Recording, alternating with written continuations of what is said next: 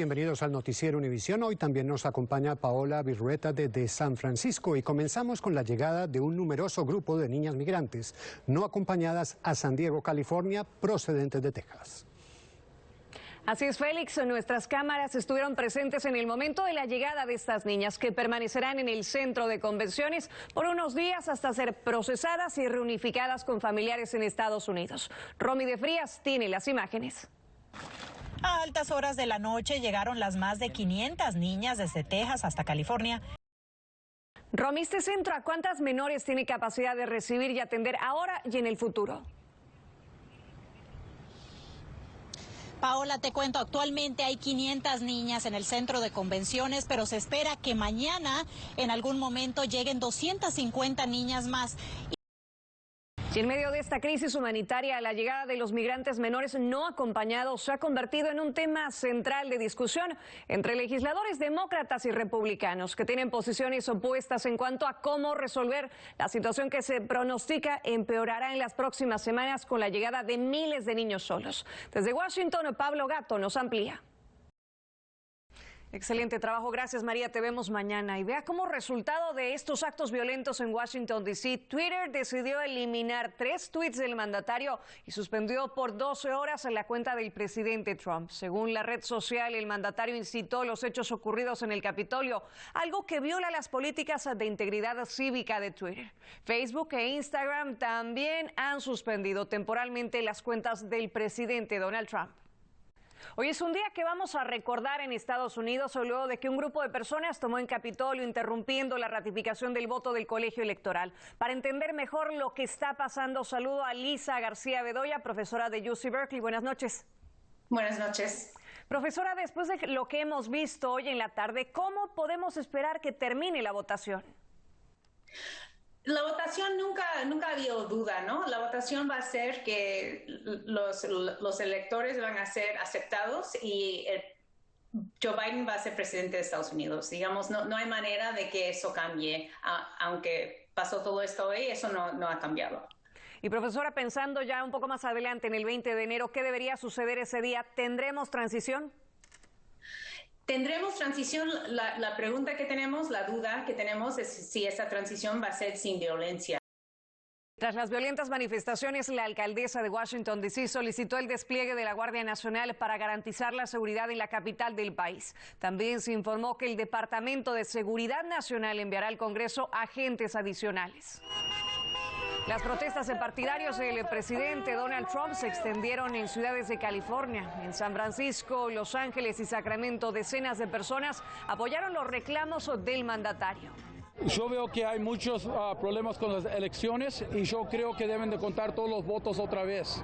Lo que va a pasar no va a ser justo de cualquier lado que pase hoy. En Sacramento, un grupo se unió a la manifestación para denunciar lo que ellos aseguran fue una elección fraudulenta. Varias calles fueron cerradas y hubo detenciones.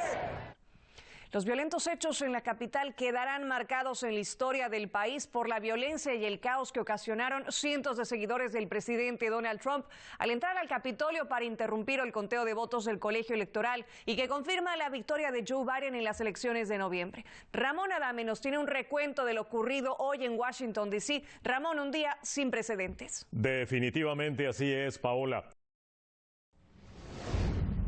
6:17. Estas son imágenes en vivo desde Washington, D.C. Estamos a menos de 24 horas del cambio de mando entre el presidente Donald Trump y el presidente electo Joe Biden. Hoy en su discurso de despedida, el presidente Donald Trump condenó el violento ataque en el Capitolio y envió buenos deseos a la próxima administración del presidente electo Joe Biden. This week we inaugurate a new administration and pray for its success in keeping America safe and prosperous. El presidente Trump menciona que esta semana se inaugurará una nueva administración y pide orar por su éxito en mantener a Estados Unidos seguro y próspero. El mandatario finalizó diciendo que el movimiento que se ha formado recién está comenzando. Ya solo horas del cambio de mando, 2 efectivos de la Guardia Nacional fueron retirados del contingente que se encarga de resguardar la seguridad allá en Washington, D.C. Según altos mandos militares, estos efectivos fueron separados porque estarían vinculados a milicias ultraderechistas. También agregaron que no hubo ninguna amenaza al presidente electo Joe Biden. Recuerde que la cobertura especial por el cambio de mando inicia mañana muy temprano, desde las 8 de la mañana, aquí en Noticias Univisión 14. We have therefore made the assessment that COVID-19 can be characterized as a pandemic.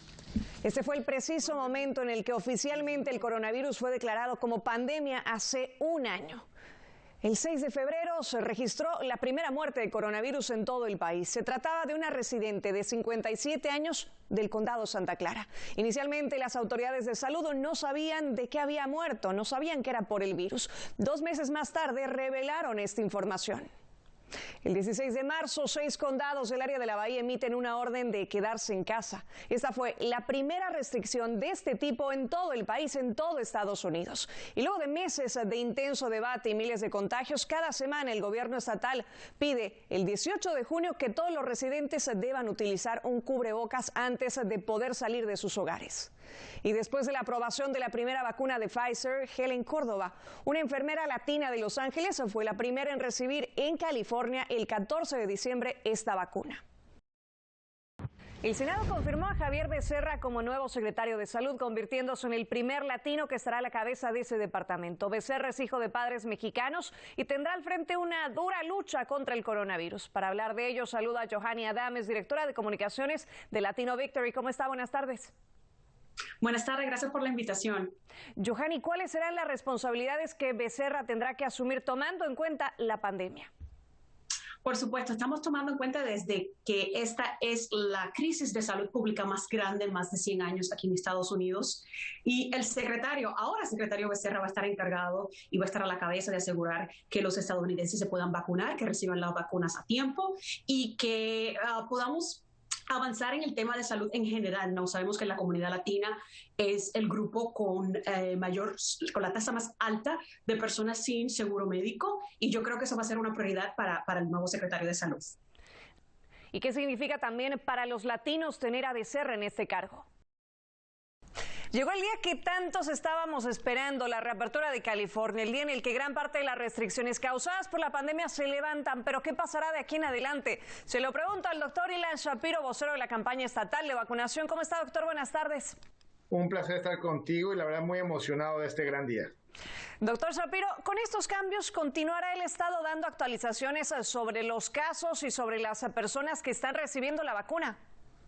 Completamente, y de hecho, gracias a toda la gente que se vacunó, estamos viendo que los casos han disminuido muchísimo. La gente ya no está enfermando, ya no están teniendo que ir al hospital tan seguido, y muy importante, la tasa de mortalidad está disminuyendo. ¿Qué va a pasar, por ejemplo, con Medical? Bueno, Medical es algo muy importante también.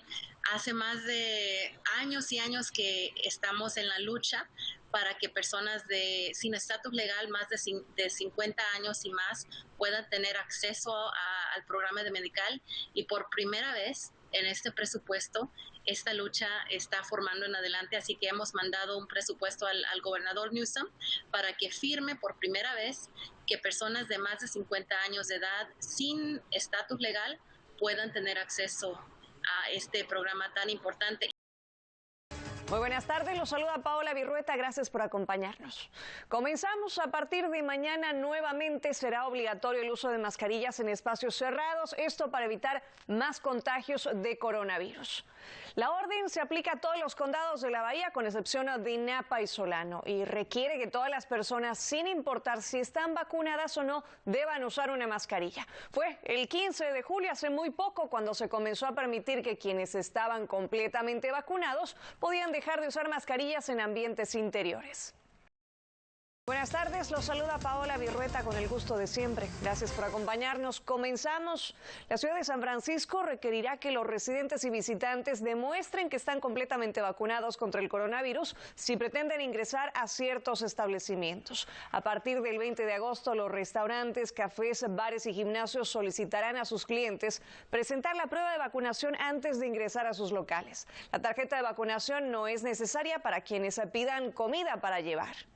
Y de esta manera, San Francisco se convirtió en la primera ciudad de la nación en hacer obligatorio el presentar un comprobante de vacunación en espacios públicos cerrados.